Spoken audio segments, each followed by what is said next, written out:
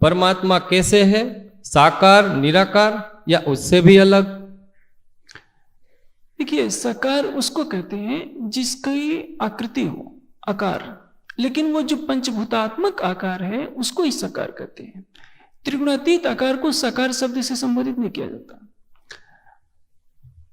निराकार उसको कहते हैं निर्गत आकार से निराकार, जो आकार से रहित है।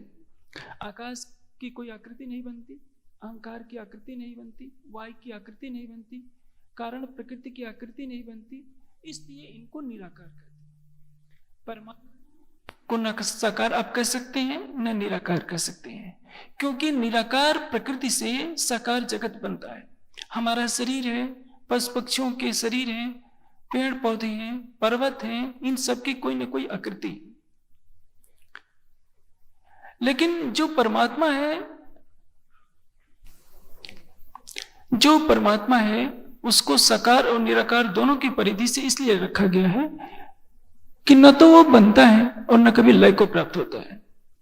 कारण प्रकृति में ब्रह्म के संकल्प से असंख्यों लोकांतर पैदा होते हैं, असंख्यों प्राणियों के शरीर का सृजन होता है और अंतोगत्वा काल के वशीभूत होकर सभी निराकार प्रकृति में लय को प्राप्त हो जाते हैं।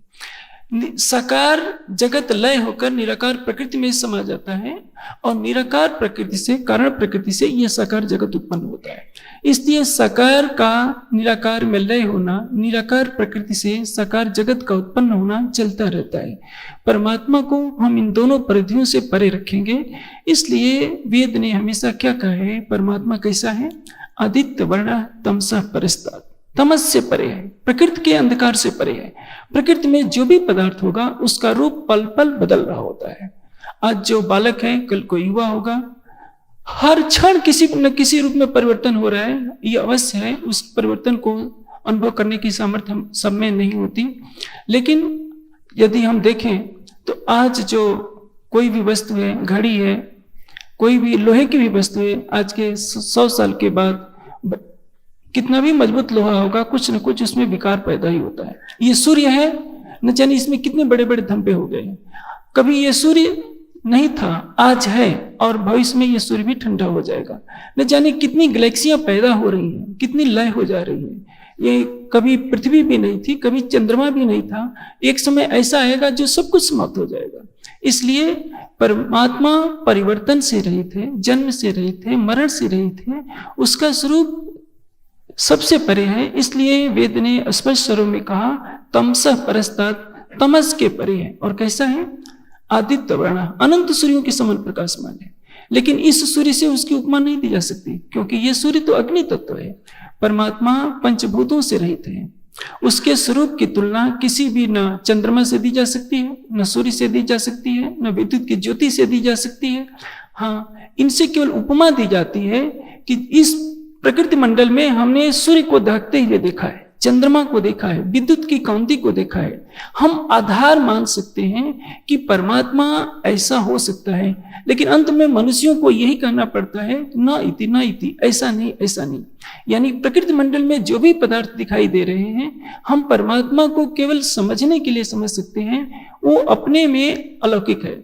शुक्र ज्योति, चित्र ज्योति, सत्य ज्योति, ज्योतिष्मान च, वेद कहते हैं अनंत तेजोमयी ज्योति वाला है, अखंड ज्योति वाला है। लेकिन उसकी ज्योत चंद्रमा से, सूर्य से, नक्षत्रों की ज्योति से, विद्युत की ज्योति से सबसे परे है, क्योंकि ये जड़ पदार्थों की ज्योतियां हैं। परमात्मा शाश्वत चैतन्य है, शाश्वत अखंड आनंद का स्वरूप है।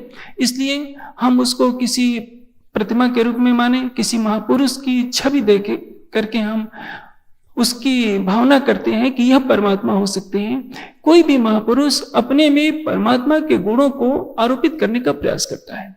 वो एक सागर है, ज्ञान का सागर है, प्रेम का सागर है, आनंद का सागर है, शांति का सागर है। उस अनंत गुणों वाले परम ब्रह्म को अपने हृदय मंदिर में बसाकर कोई महापुरुष जब संसार में विख्यात होता है तो उसके ऊपर श्रद्धा रखने वाली जनता यही मानने लगती है कि क्या ये परमात्मा के स्वरूप है, परमात्मा की विभूति है। होता यही है, परमात्मा को अस्थि मांस के चर्म के इस शरीर के अंदर एक सीमित नहीं किया जा सकता। अनंत सूर्यों से भी अधिक प्रकाशमान वह सच्चिदानंद परब्रह्म न साकार की परिधि में आएगा न निराकार की परिधि में आएगा।